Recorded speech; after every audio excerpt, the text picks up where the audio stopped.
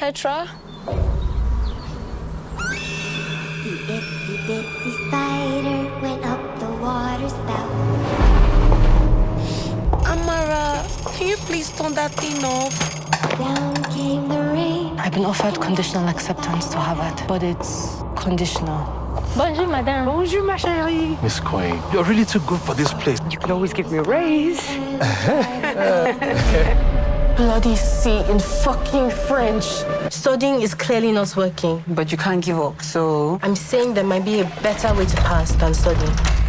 I'm asking you to help me! Get up! Where I stay not! Are you crazy? Do you want to get kicked out of school? I just get the urge to decorate their backs with bankery. If you ever get tired of this teaching nonsense, just ask for the Brigadier General's number. So this place doesn't bother you? What did you say? Teach them a proper lesson. We are looking for this lady. Miss Kanyin! Miss Smith! Who is there? It can't just be a coincidence, bro.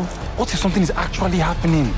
What if we're next? He whose blood is of the tree is born of the tree. Attention, Sterling Academy. All students are to return to their dormitories and remain there.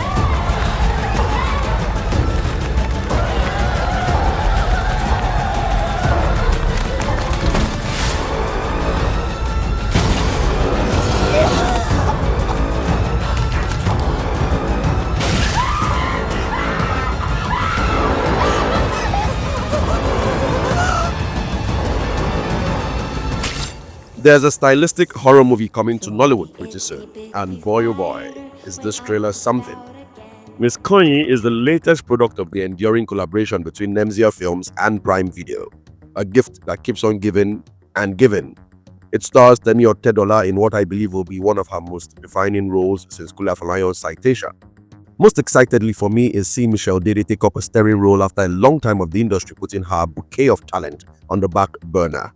She is the titular Miss Koin, a French teacher, I believe, in this exotic school, Sterling Academy. Kalu Ikeagwu and Ademola Adedoyin are two familiar faces who make appearances in this movie too. The former, I believe, plays the principal of the academy, while Ademola's character is a fellow teacher with the hots for Miss Koin. You can see it in his eyes. Those eyes, they never lie. It doesn't take us too long to see that a lot of things are happening here, between the teachers and the students. For the students, there is clearly a conspiracy by some of the unruly ones to carry out mischief. Either steal question papers before an exam or mess with the already written ones. I can't exactly tell, but they are definitely up to no good. And it looks like Kanaga Jr. plays the ringleader. One moment Miss Koin is all pretty and spotless, and after what I believe is an altercation where she's forced to defend herself with a knife, she appears shattered. Something inside of her is now fractured, and as she moves from the sweet woman we've been following all this while to this edgy person fantasizing about slitting teenagers' throats and whatnot, things turn pretty dark real quick.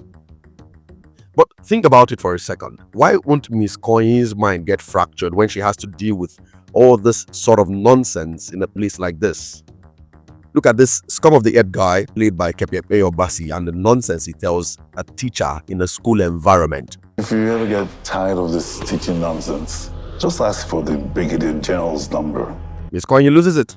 She smacks this naughty student in the face and everybody goes, "Ah, Miss Koin!" Well, they didn't say anything in the trailer, that's all me. But you get the point. She loudly fantasizes about teaching kids under her charge a proper lesson. And then bam, she disappears and strange things start to happen. Kids and adults within the school start to go missing and things just go from bad to worse. That's one horror story, literally. What I don't get, however, is how this school is still in session. These kids should be within the safe walls of their parents' homes and not running helter-skelter to their dormitories when Mother Gagoon decides to have a fit. And talking of Mother Gagoon, I think this movie in some way is a reimagining of the infamous Miss Koin Koin story, even though none of the official press release or even the movie trailer itself says anything about that.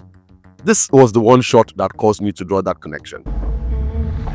A teacher is on the rampage, slicing and maiming kids and adults in a secondary school property.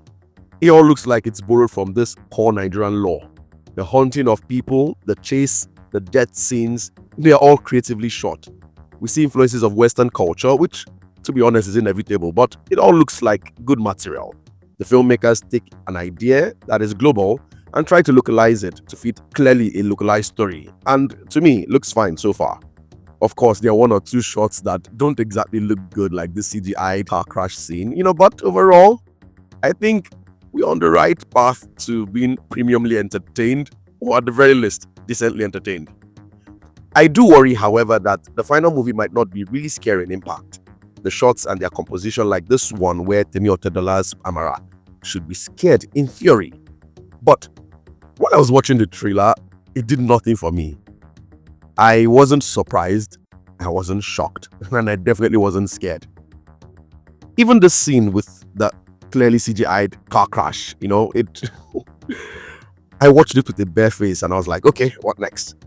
The girl is coming out, she's crawling, bloodied, battered, and I'm like, okay. And it causes me a little bit of worry because this apathy, it's not a good thing. Now, I really hope it's just a me thing, and that the rest of the world, you watching this, when you see the full movie, we're fine. I even hope that when I see the full movie, I get scared and, But if the final movie turns out to be scary only in ideas and wobbly in execution, that'll be very, very disappointing. But let me know what you think about Miss Koin. Was this trailer scary enough for you? Do you have high hopes for the movie when it finally releases on Prime Video June 27? Tell me in the comments. Like, share, subscribe, and as always, I'll see you in the next video.